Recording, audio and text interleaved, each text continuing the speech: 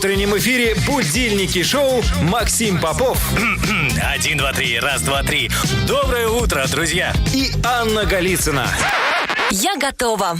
Каждый вторник и четверг с 7 утра на волне Таван Радио и в эфире национального телевидения Чувашии поднимают настроение и заряжают позитивом.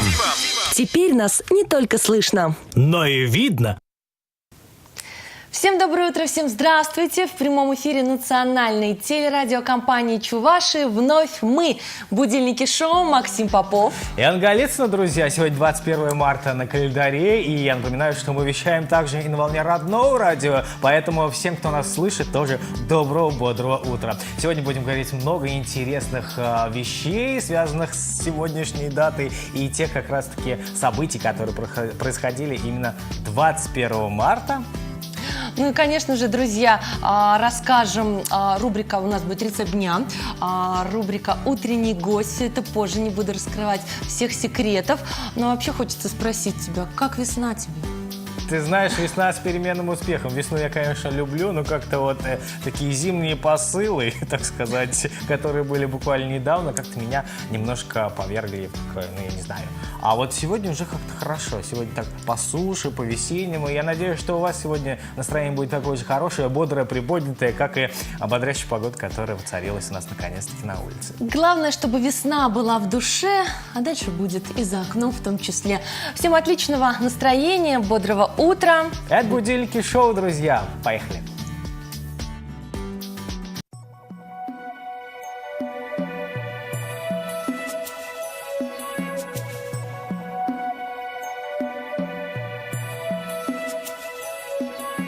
Седелищие шаварага, хевели биче шаварага, вахат иртенеще, аюрла скилет, иргилете качки.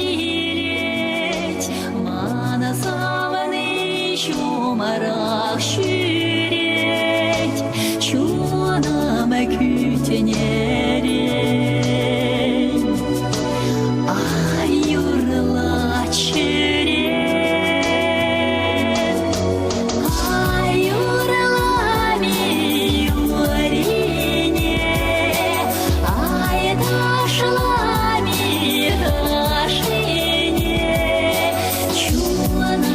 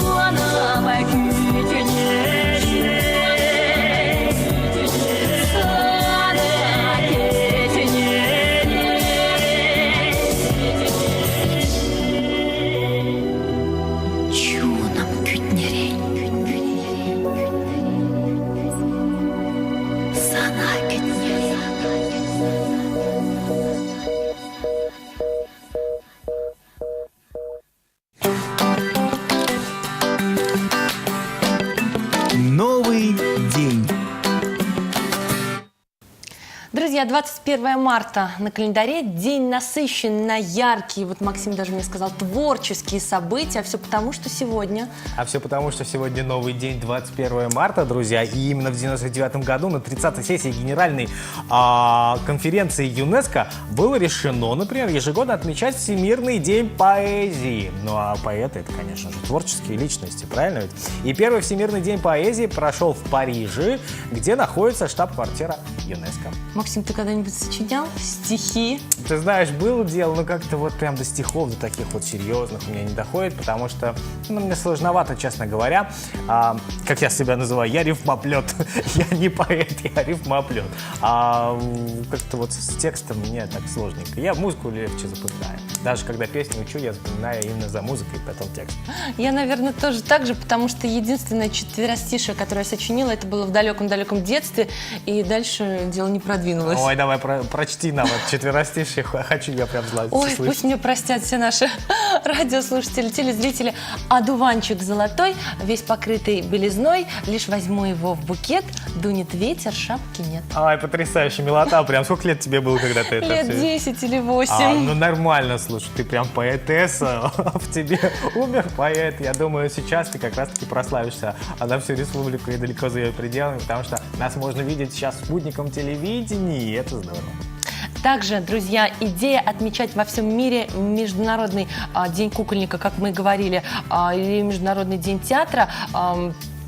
Плюс еще к этому празднику прибыл Всемирный день защиты лесов, который был основан в 1971 году. А вот ты, пора кукольника, мы еще не успели сказать. Мы говорили только про Всемирный день поэзии. На самом деле, Международный день кукольника сегодня тоже. Это и пришла ему идея как раз-таки кукольнику из театра. А еще День лесов, и это здорово, потому что леса — это легкие планеты. Как хорошо, что мы живем недалеко от лесного массива. Да, у нас Волга, я сразу лето вспомнил, когда с Заволжья дуют ветра и пахнет вот этим замечательным сосново-еловым воздухом. Вот, кстати, какие леса ты любишь больше, хвойные или лиственные? Конечно, хвойные. Там такой аромат. И совсем скоро уже за Волгу отправимся отдыхать. А еще там дышать. приятнее гулять не только потому, что там такой аромат, а потому что там вот эта вот хвоя, которую делают настил, как-то легко там, как по тропинкам ходишь, ну, по крайней мере, вот у нас за Волгой не так. Уже скоро. Уже скоро пойдем по грибы, друзья, и по ягоды. Но не будем торопить время, потому что вот это промежуток, когда начинает все распускаться, это вообще тоже очень крутое время. 21 марта 1685 года родился Иоганн Себастьян Бах. Да, это здорово. А еще в 21 марта 1839 родился еще один знаменитый композитор. Это Модест Петрович Мусоргский. Леонид Осипович Утесов родился в 1895 году. Его настоящее имя было, кстати, Лазарь. Ты знал? Нет, Лазарь Иосифович Вайсбейн. Вроде бы я правильно произнес. Интересно, что он даже не задумывался о театре в детстве, потому что никогда в нем не был. Но так случилось, что все-таки он и сыграл много ролей, и исполнил много песен. Я сейчас сразу вспоминаю «Свинарка и пастух», например, фильм. Также в этот день родился Василий Иосифович Сталин, сын Иосифа Сталина и Надежды Аллилуевой. Интересный, примечательный факт, что мальчик учился в обычной, хотел сказать, музыкальной, нет, в обычной московской школе и ездил на троллейбусе до школы без какой-либо охраны. А еще интересно, что он один из самых молодых, если не самый молодой генерал-лейтенант советской армии. Ну, где-то, наверное, в 26 лет ему присвоили это звание.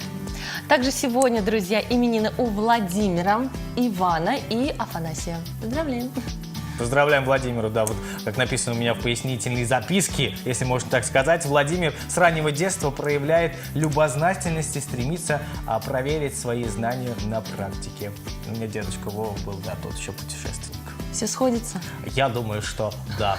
Но вы знаете, друзья, сегодня 21 марта не только именины, не только вот те международные дни, о которых мы говорили, но сегодня еще интересный день. Друзья, сегодня, а именно каждый год в третий вторник марта отмечается, то есть сегодня Всемирный день социальной работы. Инициатором и организаторами этого профессионального праздника стали Международная федерация социальных работников и Международная ассоциация школ социальной работы. И я, забегая немножко вперед, хочу сказать, что сегодня у нас будет представитель, наверное, социальной сферы как раз-таки. Очень интересный гость, и будем говорить на интересные темы с ним. Но это будет впереди, а пока что, друзья, уйдем на небольшую паузу. Просыпаемся от будильники шоу!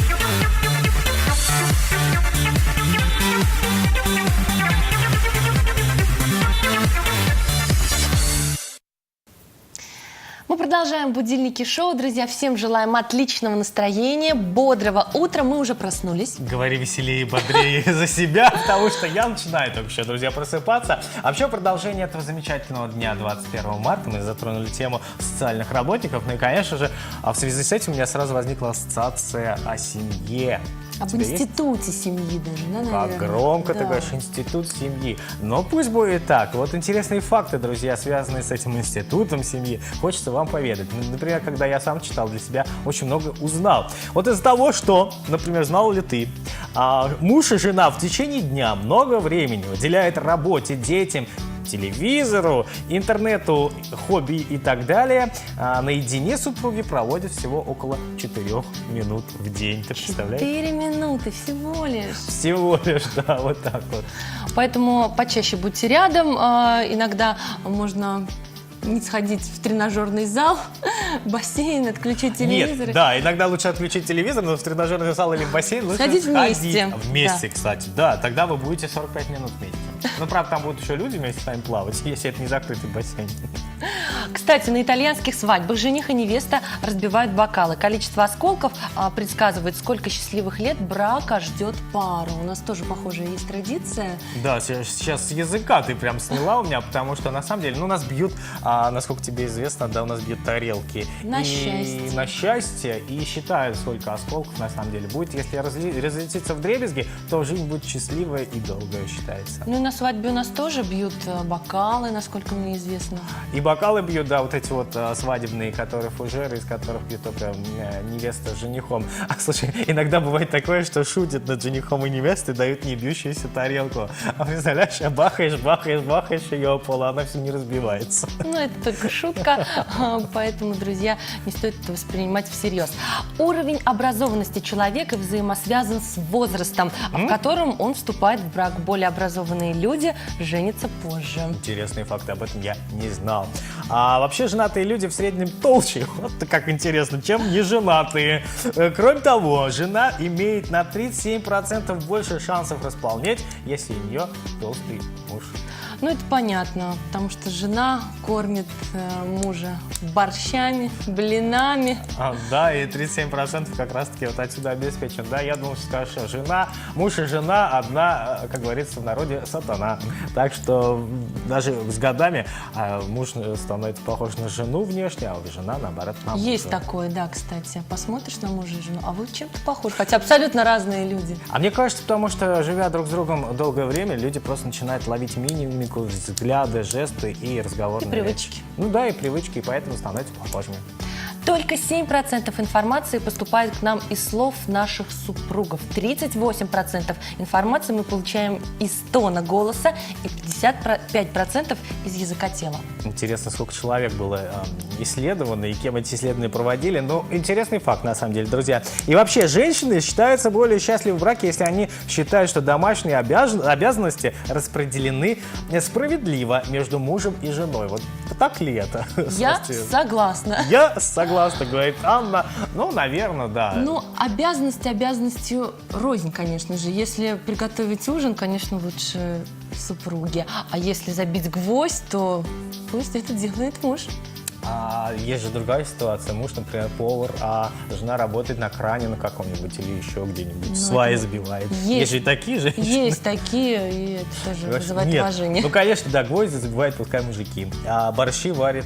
А борщи варят тоже мужики могут, кстати, борщи На 8 варить. марта. На 8 марта. Хорошо, на 8 марта все варим борщ, друзья. Я, кстати, не умею. Ты умеешь? Умею, конечно же. Я Конечно. же жена. Я умею только щи варить. Церемония заключения брака обычно завершается скрепляющим поцелуем. Традиция пошла из Древнего Рима, где поцелуй считался печатью, заверяющей контракт. Представляешь, вот это печать. Ну и здорово, слушай. А вот если уж вы копнули так далеко, есть еще в Древней Греции, например, 7 век до нашей эры, холостяков не допускали для общественных должностей. В Спарте неженатые бездетные мужчины были объектом всеобщего презрения. Почему-то вот так вот. В Древнем Риме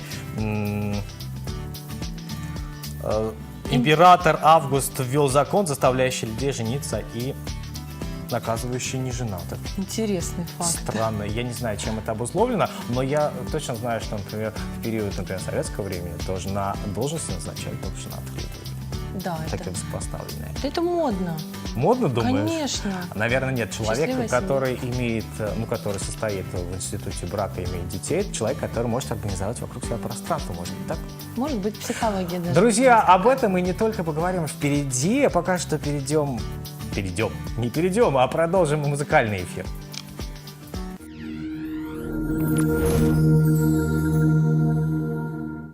Вы решили сэкономить время и деньги? Приходите к нам. Уч-коллектор приглашает школьников и преподавателей, родителей и воспитателей за книгами, тетрадями, канцтоварами, мебелью для школы и дома. Вас порадуют наши цены, скидки и подарочные сертификаты на любую сумму. Телефоны для справок 57 45 76 и 56 08 55.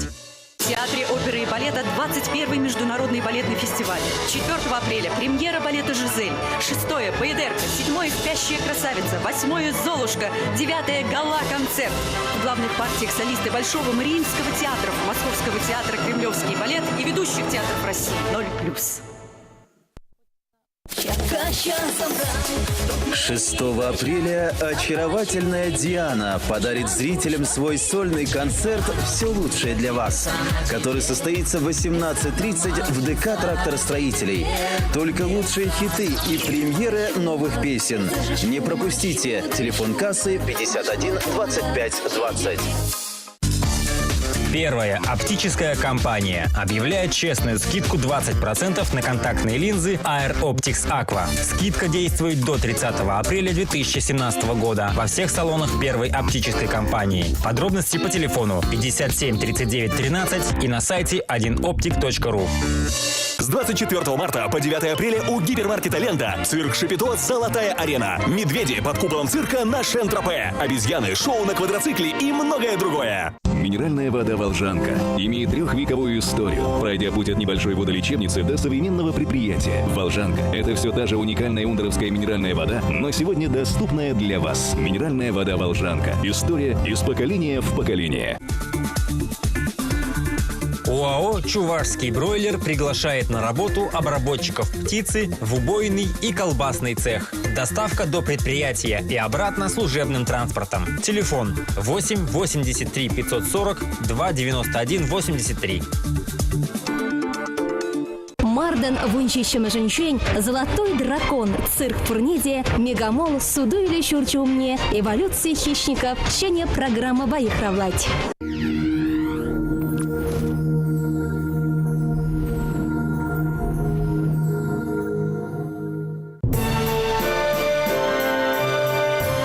Челхем, санбаттан де ущиды дадым, шуғышлама врентренес мана.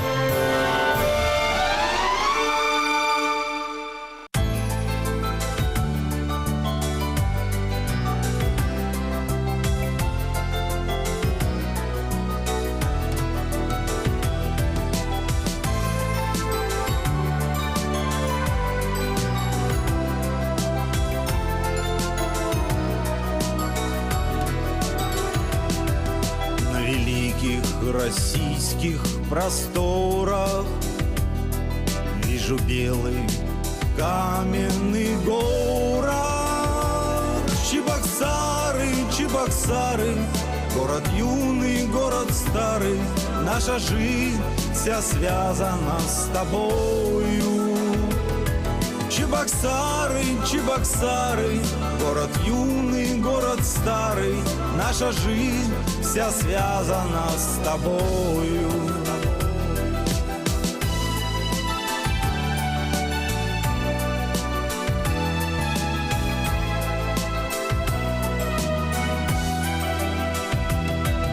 Волга светлой волной обнимает, чайка в синюю даль улетает. Скверы, улицы, бульвары, славный город Чебоксары с каждым днем все краше расцветает. Скверы, улицы, бульвары, славный город Чебоксары с каждым днем все краше расцветает.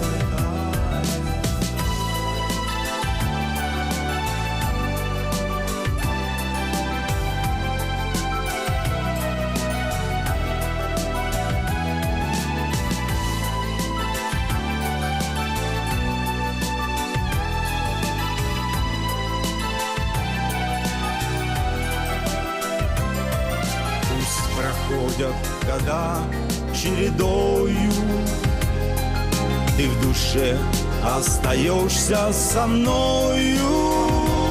Дали будет сниться сердцу милая столица чебоксарцев, дорогие лица. Дали будет сниться величавая столица чебоксарцев, дорогие лица.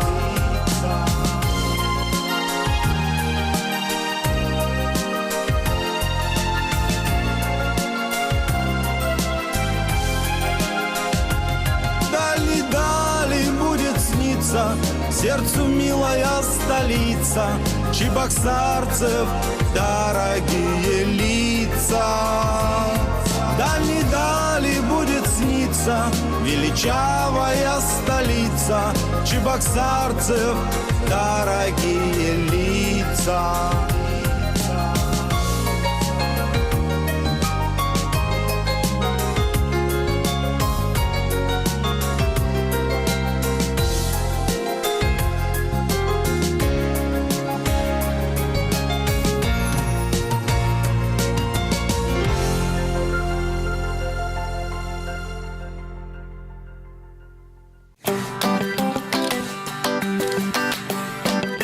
Утренний гость. Утренний гость. Это «Будильники шоу», и это постоянная рубрика «Утренний гость». Максим, представляй, кто же у нас сегодня? Да, друзья, вот добрались мы до этого замечательного момента, когда хочется представить, кто же у нас в студии в гостях. А в гостях у нас Олеся Илларионова, комиссар Чувашского регионального отделения молодежной общероссийской общественной организации «Российские студенческие отряды». Доброе утро, Олеся. Доброе утро. Олесь, ну у меня сразу вопрос. Вот такая зелененькая, яркая курточка, на которой висят медальки, она что-то означает? Ну, вообще это не курточка, это правильно называется целинка, бойцовка либо строировка. Это наша фирменная одежда российских студенческих отрядов. А это по всей России именно зеленый цвет? Нет, по всей России цвета различаются, но вот у нас в Чувашской республике именно зеленый цвет. Это что-то означает? Означает то, что мы очень добрые, светлые и любим... Леса. Леса. Ну, не совсем леса. Нет, ну просто такая ассоциация у меня возникла. А вот что за значки такие? Сразу вопрос, да. Я вижу даже не только значки, но еще и медаль какая-то. Как ну, вообще по целинке, да, можно прочитать бойца. Скажем так, что целинка — это наша открытая книга. Если посмотреть на левый клапан кармана, то это наши нагрудные знаки, почетные знаки, которые каждый боец может, ну, скажем так, завоевать, получить за отработанный период в составе студенческих отрядов. Это у нас нашивка идет, это означает, кто человек, то есть можно прочитать боец, это комиссар. В данном случае я являюсь комиссаром регионального отделения, поэтому у меня здесь стрелочки. Здесь у нас располагаются шевроны российского значения и чувашского регионального отделения. По правому воротнику мы можем прочитать, скажем так, да, где боец побывал, на каких мероприятиях, форумах, слетах. И по левому воротнику, да, мы можем прочесть то, сколько целин он отработал, сколько целин за его плечами. То есть определенный маршрут, где, в каком месте, да, да, конечно. Нужно по правилам. По правилам, по положению ношения целинки. А если вот бывают ребята, у которых такое количество вот этих значков и уже вешать некуда, есть такие? Есть и такие, это в основном наши ветераны студенческого трудового движения. Олесь, ну сегодня Всемирный день социальной работы. Расскажи подробнее, чем вы занимаетесь, какую работу вы преподносите. Ну, вроде бы казалось то, что основным видом деятельности у нас является трудоустройство, но мы занимаемся активной социальной деятельностью, потому что наши бойцы активно принимают участие в волонтерской жизни. Вот в прошлом году мы, например, выиграли президентский грант на реализацию проекта «Добровольческий центр вместе». Он нацелен на оказание помощи замещающим семьям. Он работает по нескольким направлениям. Это репетиторское, бытовое, досуговое и консультационное. Но также у нас наши бойцы активно помогают нашим ветеранам Великой Отечественной войны, ветеранам труда. У нас есть замечательная акция «Один день с ветераном», когда студенческие отряды приходят к ветерану и проводят с ними весь день, помогая в быту и даже в мелком ремонте. Как Олеся хорошо рапортует, прям поустал. Ты знаешь, я сразу вспомнил уроки истории, когда красиво все сказано, ничего не запомнил. Вы знаете, единственное, что запомнил сейчас из вашего текста, Олеся, что вы называете своих подопечных, может быть, я не прав сейчас, бойцами. Почему именно так называете? Почему вы бойцы невидимого, а может быть, видимого фронта? Вы расскажете нам совсем скоро. Но пока что, друзья, уйдем на небольшую музыкальную паузу и вернемся потом уже допытывать у Олеси, почему они называются бойцами.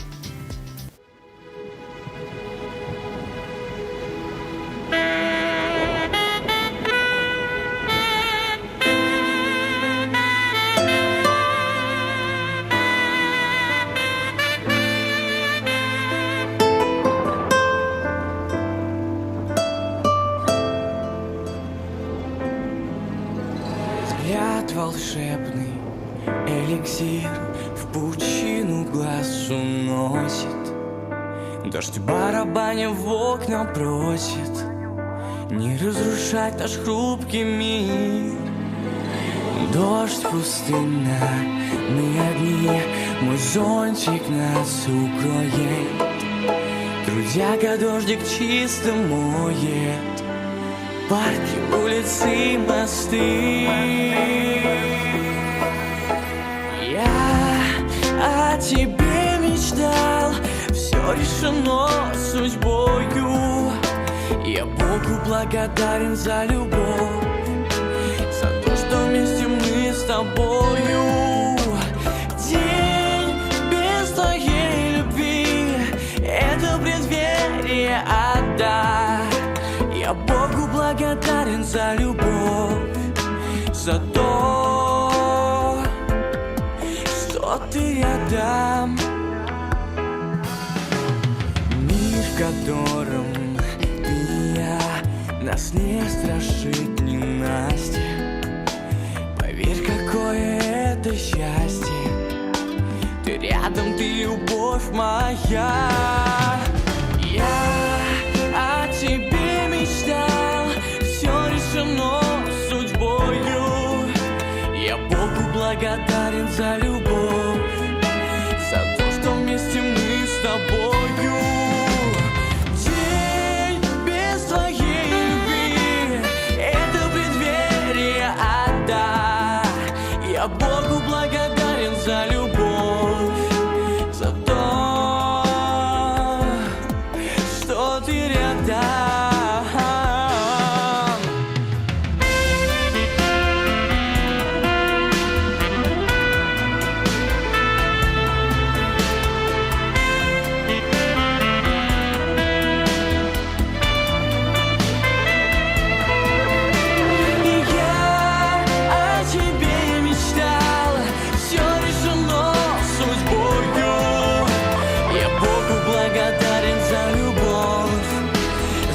Что вместе мы с тобою. День без твоей любви — это преддверие ада. Я Богу благодарен за любовь, за то, что ты рядом.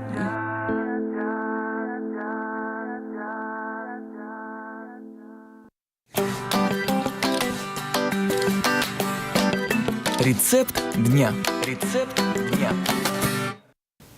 Друзья, у нас сегодня не случайно рубрика «Рецепт дня» выходит именно в промежуток времени, когда мы говорим с гостем. В гостях у нас Олеся Илларионова, комиссар Чувашского регионального отделения молодежной общероссийской общественной организации «Российские студенческие отряды». Про рецепт ее дня мы обязательно спросим, но раз уж остановились мы на моем вопросе, почему Олеся так себя называет бойцами, а себя комиссаром, вот скажите, откуда это все пошло, почему бойцы? Ну, боец, это еще пошло как бы от наших, скажем так, от нашего старшего поколения. И вот и испокон веков, из года в год это переходит понятие. У нас есть своя структура: боец, методист, инструктор, комиссар, командир. То есть у нас есть своя такая лестница успеха, к чему стремится каждый боец. То есть я правильно понимаю, студенческий отряд, который формировался когда-то во времена наших родителей, когда они ездили на картошку в колхоз, например, да? Это все вот идет сейчас с тех времен и продолжается и сегодня? Конечно, это продолжается по сей день.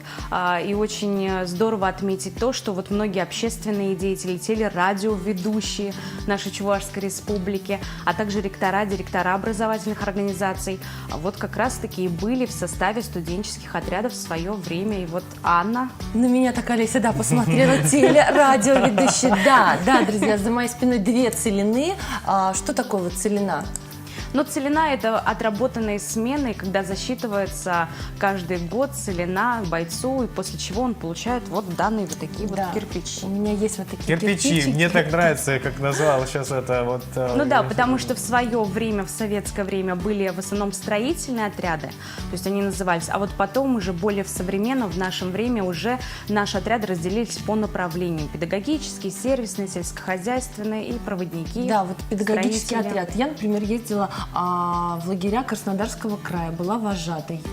Когда-то давно, конечно, это было, но у меня вот вопрос сразу, Олесь, возникает. Вот Максим у нас не боец. Может ли он вот стать вот, в таком возрасте, да, бойцом, получить вот такую курточку, вот эти вот медальки все, или это вот именно ранний возраст, 17 лет, студенческие годы, после школы? Но вот вообще, этот рецепт. Если говорить по уставу, то мы принимаем с 14 лет. То есть мы принимаем кандидатов, готовим их, а работать непосредственно уже можно, начиная с 18 лет. Ну и если поделиться таким рецептом, как же стать бойцом, то тут на самом деле все очень просто.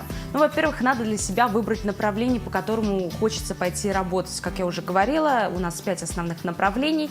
После того, как вы выбрали данное направление, необходимо обратиться либо в штаб студенческих отрядов своей образовательной организации, либо же непосредственно к нам в региональный штаб по адресу Максима Горького, 5. После чего вы будете писать заявление о вступлении в ряды российских студенческих отрядов. Обязательно пройдете обучение, подготовку к Целине 2017 года. И затем вы отправитесь на Целину, успешно ее отработаете, и после этого вы станете частью крупнейшей организации «Российские студенческие отряды». Интересно. Как тебе такая идея? Там есть какие-то у вас специальные бланки, билетики, да? Типа Конечно, у нас вот есть вот такой вот членский билет. До чего дошел прогресс, Вот. друзья? До невиданных небес. Он у нас не просто членский билет, это еще скидочная карта, которая действует на территории всего Приволжского федерального округа. Это еще один наш такой бонус нашим бойцам для того, чтобы они могли экономить на территории ПФО. Олесь, какое количество ребят сейчас вот насчитывается в Чувашии? Сколько бойцов в цифрах? В прошлом году у нас отработало 3714 бойцов, общей численностью 62 студенческих трудовых отряда.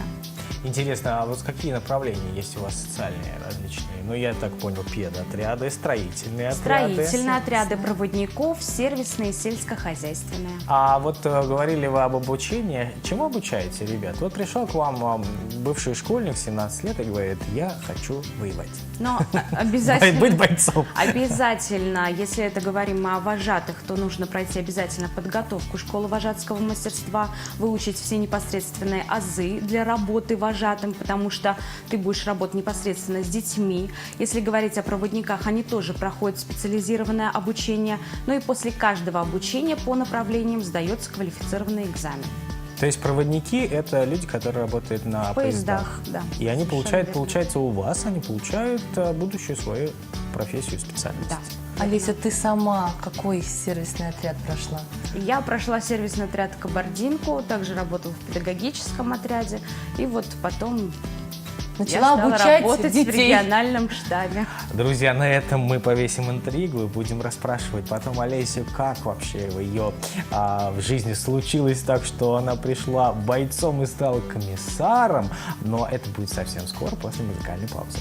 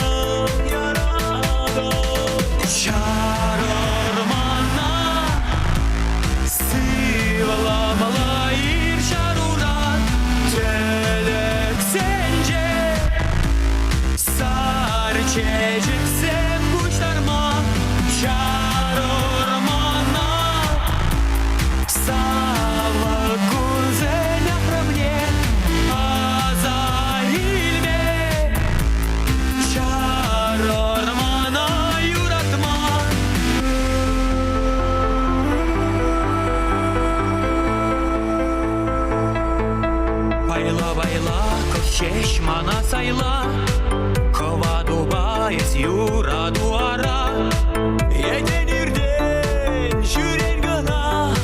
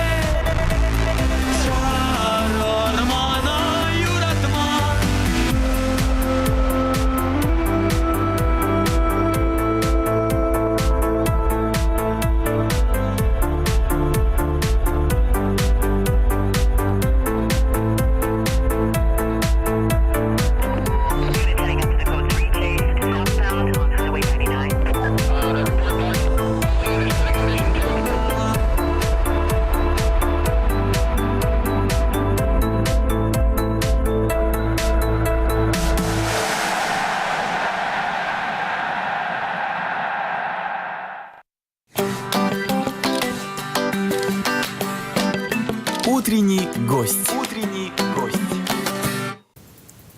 В прямом эфире «Будильников» сегодня методист отдела молодежных проектов Центра молодежных инициатив Олеся Илларионова. Еще раз доброе утро, Олесь. Доброе утро. Поведала нам сегодня о комиссарах, о бойцах, о вот этой социальной сфере, которая немало значима в нашей жизни. Максим даже вот загорелся. Хочешь поехать на Целино? С какого момента ты решила, что я загорелся поехать на Целино? У меня был вопрос именно к Олесе. Сколько комиссаров вообще у вас существует в вашей организации? Ну, комиссаров сложно сказать, сколько комиссаров. То есть у каждого студенческого линейного отряда в любом случае есть своя такая комсостав, куда входит командир, комиссар, то есть их насчитывается порядка 62. Так немало, так структурно. Ну, если еще посчитать то, что у нас есть 12 штабов образовательных организаций, и там тоже есть свой комсостав, и прибавить туда, то в общей сложности получается, 74. Олеся, думали ли вы когда-нибудь, что будете комиссаром вообще вот такой вот интересной организации? Между прочим, друзья, это единственная молодежная организация в стране, которая имеет свой официальный государственный праздник. Вот так вот. Да, который мы отмечаем 17 февраля уже второй год на государственном уровне. Ездили куда-то? Или в Чебоксарах проводили праздник? Мы проводили, конечно, здесь, на территории нашей Чувашской республики. У нас проходят круглые столы с общественными деятелями, с министрами, с главой Чувашской республики. Вот, коли уже заговорили мы о всероссийском масштабе, вот как раз-таки хочется мне спросить, как у вас налажена связь с другими подобными организациями, которые входят в эту структуру российские студенческие отряды? Дружны ли вы? Ну, на самом деле можно сказать то, что нас объединяет 74 региона. Так.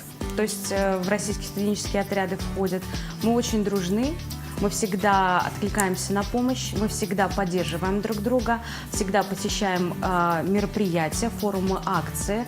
И стоит отметить то, что Чувашская республика занимает уже лидирующие позиции по количеству бойцов в Приволжском федеральном округе, и нам доверяют тоже крупные объекты. Вот так вот в этом году мы будем принимать у себя на базе детского оздоровительного лагеря «Звездный» всероссийский студенческий педагогический отряд «Парма». То есть к нам приедут ребята вожатыми со всей нашей страны. Люсь, ну это ведь нелегкий труд, вот быть тем же самым вожатым. Я вспоминаю, это бессонные ночи, это ответственность за детей, за то, что ты делаешь, за твою работу. Были ли случаи, когда вот просто не выдерживали нервы у кого-то, и кто-то сдавался, нет, я не могу, это не мое, но вновь потом возвращались? Конечно, таких случаев очень много, когда на один день вроде бы хотелось сбросить все, сказать нет, я не могу, но потом ты берешь себя в руки, ты понимаешь, что все же это твое, что за твоими плечами все-таки целый отряд, да, если мы говорим о педагогическом, и ты, конечно же, работаешь до конца своей целины. Настоящие бойцы. Настоящие бойцы. А как друг друга поддерживаете в таких ситуациях? Есть ли какие-то... Вот еще один рецептик, может быть, сейчас Олеся нам поведает. Взаимовыручка – это обязательно. Взаимоподдержка, она однозначна, потому что отряд – это маленькая семья. Отряд – это и романтика, и у нас есть такие случаи, когда встречают свою любовь. То есть там плечо к плечу на протяжении вот всей вот этой вот смены, а у некоторых эти смены бывают на протяжении 3 месяцев, то есть 4 смены. И волей-неволей ты становишься там одной большой семьей. Алиса так улыбнулась, видимо, супруга ты своего тоже встретила, да, там, на Целине? Да, верно.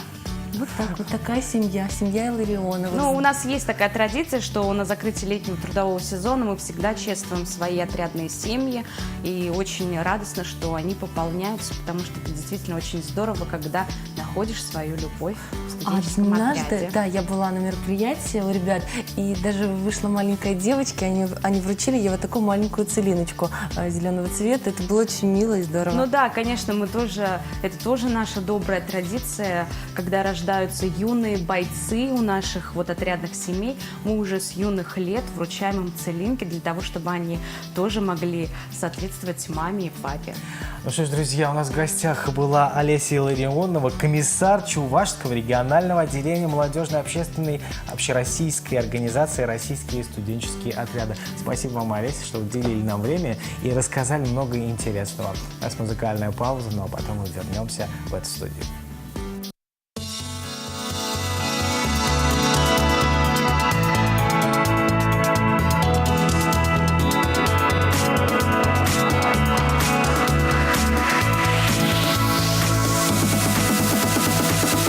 senza vai la ci perché per qualcuno per pecet io radnicina te album da шузлама mi dischero zemžice perkače pohrisanžine anđa